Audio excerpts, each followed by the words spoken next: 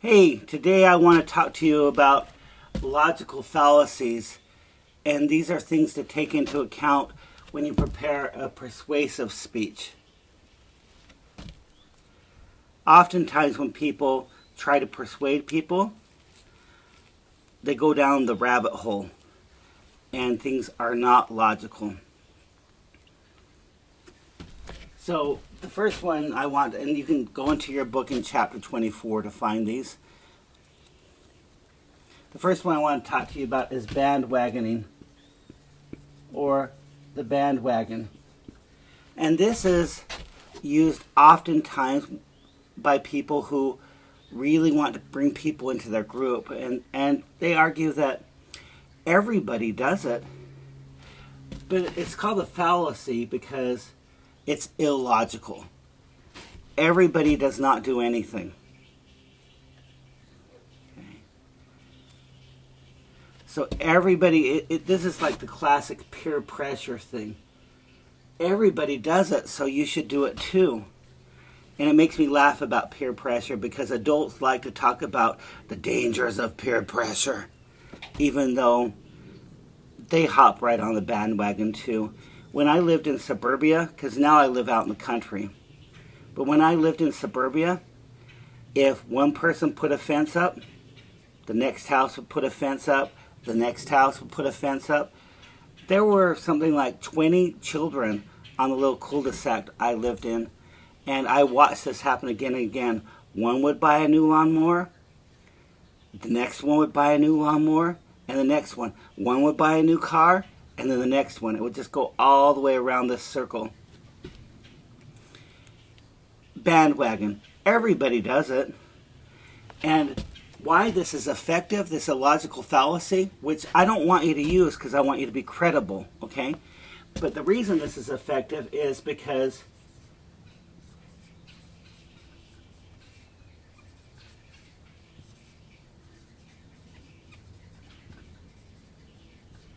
people are herd animals. We do not want to be excluded. We want to be like the people around us. Instinctively, we want that. And when I point back here, I'm talking about at the base of our brain, not at the frontal cortex. So just because everybody's doing it, should you? Probably not. And it's a very illogical argument. The next one is either or. Either you vote for me or the whole world's going to go to hell in a handbasket. Either you're with me or you're against me. Yeah, but the problem with either or is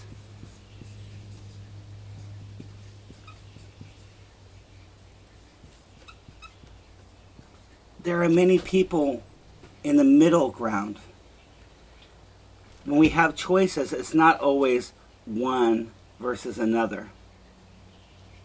It could be that there's 2 choices. Oh, 5 choices. It's not either or.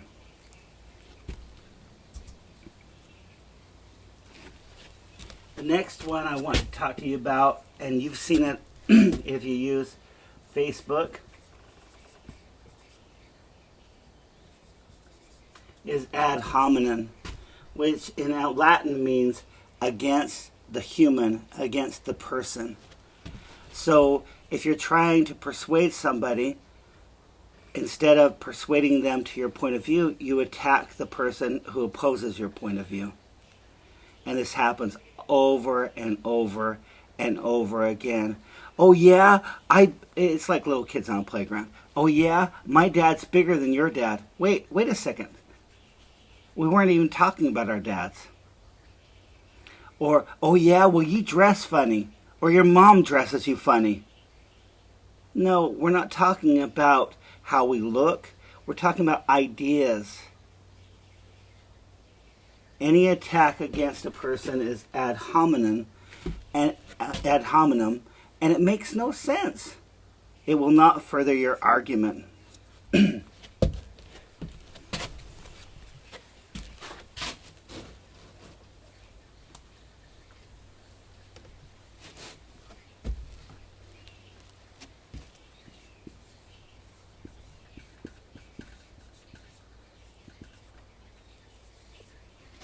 The next illogical response is a red herring. It's a logical fallacy.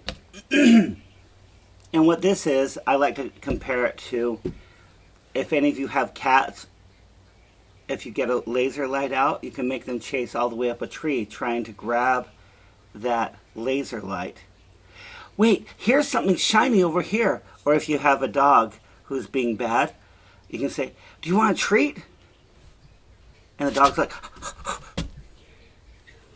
this is just a way of avoiding logic by throwing out something that makes absolutely no sense and has nothing to do with what is going on right now.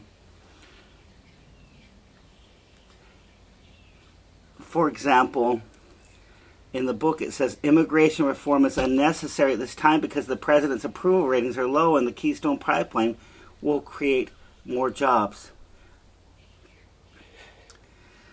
Yeah, but is immigration reform really unnecessary because there's a high approval rating? These two things do have nothing to do with together. And who cares about if there's a high approval rating and a company is going to come in and create new jobs?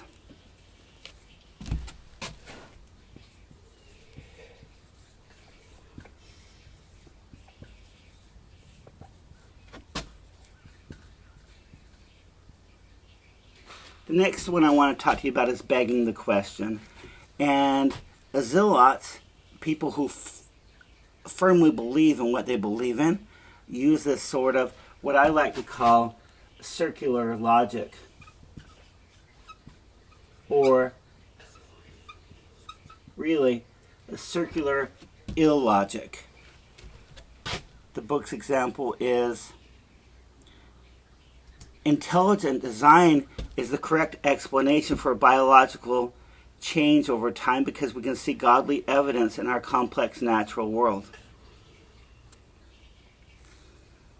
Well, when we see evolution in the world, probably we should say that it's evolution, not because there's intelligent design.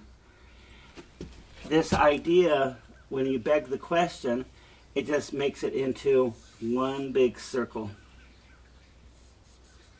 And that circle keeps going on and on and on. Either you love me or you hate me. If you love me, you would. You would do blah, blah, blah. Yeah, probably not. And that is the either or sort of thing as well. But either or has that circle as well. And all you're doing is spinning your wheels on that.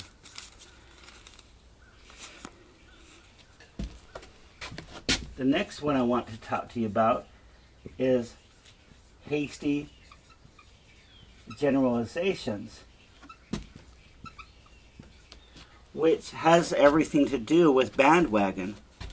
Well, all people are. Really? Tell me all? Well, you know how those people are. Or we who believe in God believe this way. Really? Now, if you've been a part of a church community and you hear somebody say, well, you know, we as believers, really, believers believe a lot of different things. They have one common touchstone, which is a belief in God. That doesn't mean they agree with you politically or on your view towards social problems. So, generalizing and saying, those people, anytime you hear those people, or you know what they are like, those and they, you need to be very suspect about the reasoning and the argument that's going on at the time. Those, they. You know how unwed mothers are. No, I do not know how unwed mothers are, because there are a myriad of women who have children outside of wedlock. And they have myriads of jobs. Some of them are wealthy and some of them are poor. Some of them got raped. Some of them did not. So we don't know how those unwed mothers are.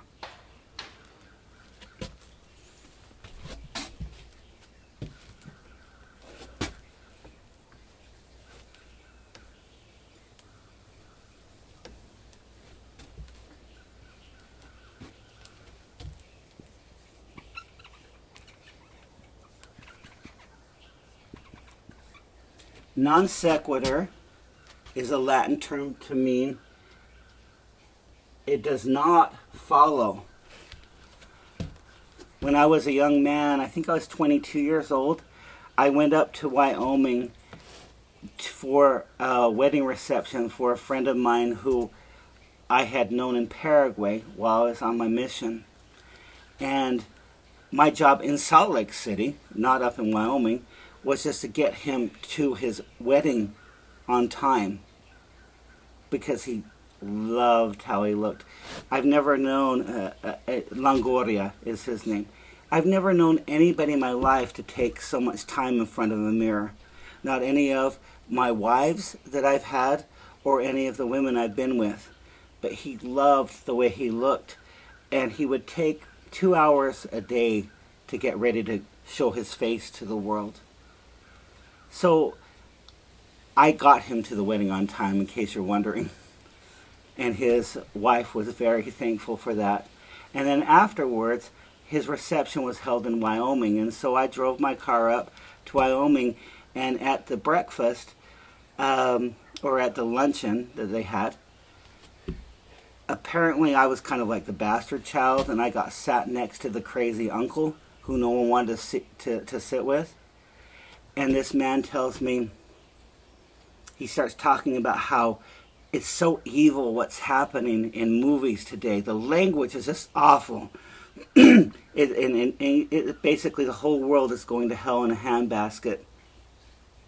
And when he took a breath, I said to him, and remember this is me as a young man, and I said, I don't mind swearing in movies or on television because that's how people talk. That's real life.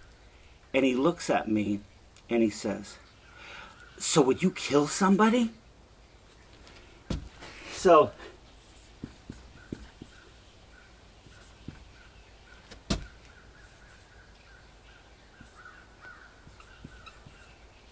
because I said that it was okay to say fuck, for example, in a movie, he accused me of probably I would kill or murder somebody. That does not follow. It does not compute. It's also a red herring as well. And then we have the slippery slope. And this is the argument that, well, if we do this, then this is going to happen. So in Chiefland, about 15 years ago, people were debating about whether to put in a recreational park, inside a recreational park, for people to use their skateboards and use their inline skates. And people argued against that and said, if we put that park in, crime will go up. So if we allow people to use a skateboard in a park, next thing you know, they're going to be sticking up the local gas station. Or next thing you know, they're going to be vandalizing things. That's a slippery slope that is absolutely irrelevant. All right, so in summation, begging the question, so are you with me? Are you against me? If you're with me, you'll do what I tell you to. Bandwagoning, everybody does it. Either or.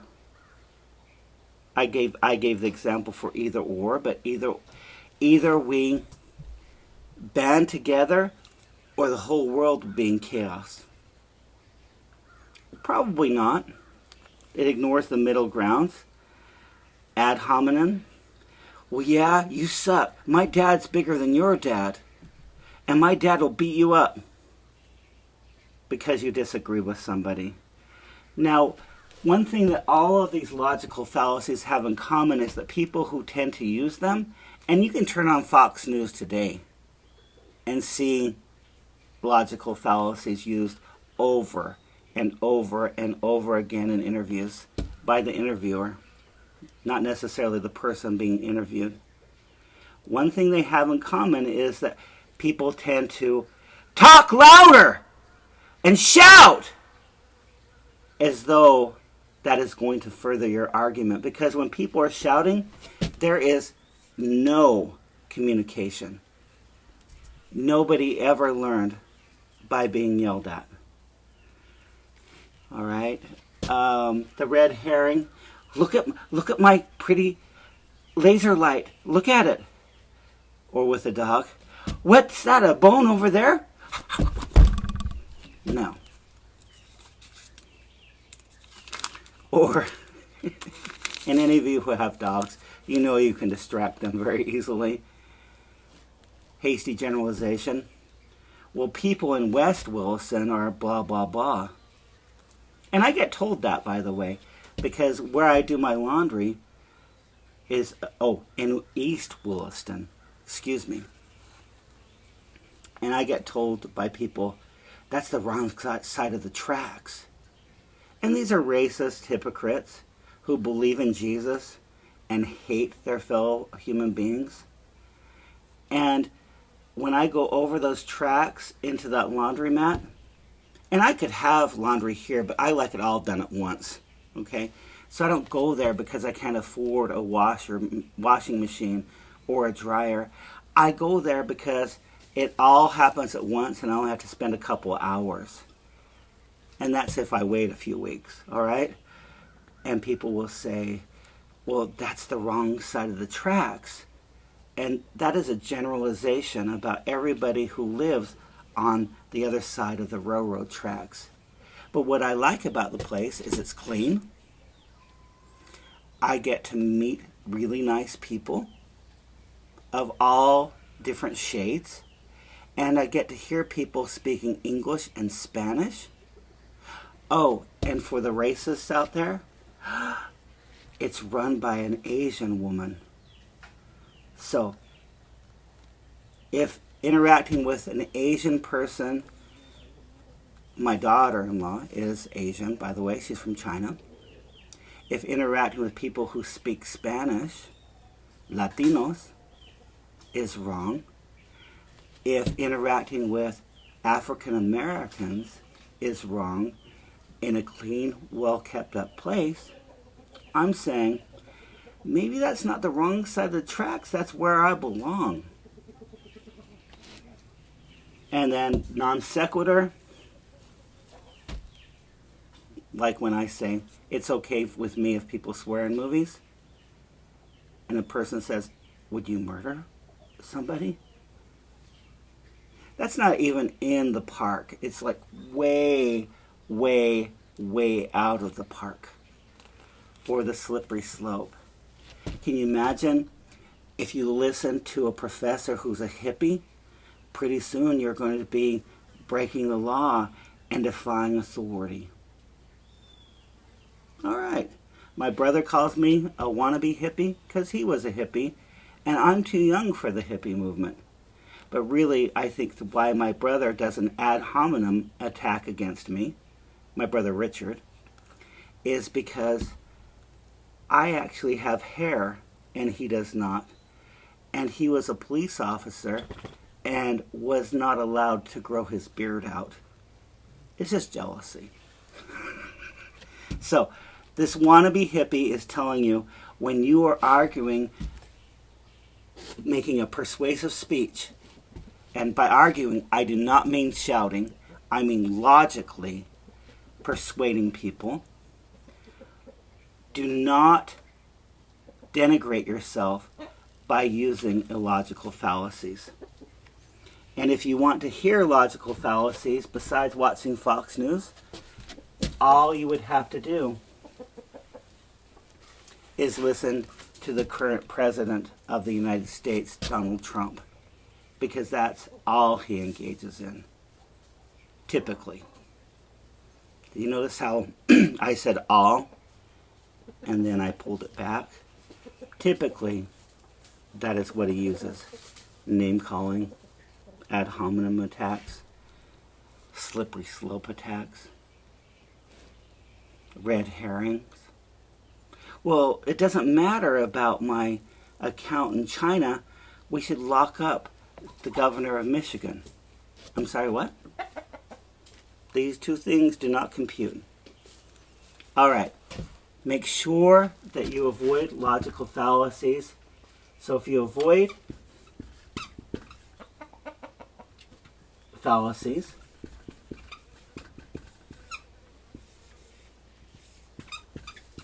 and instead base yourselves in facts, you will be credible, which literally means believable.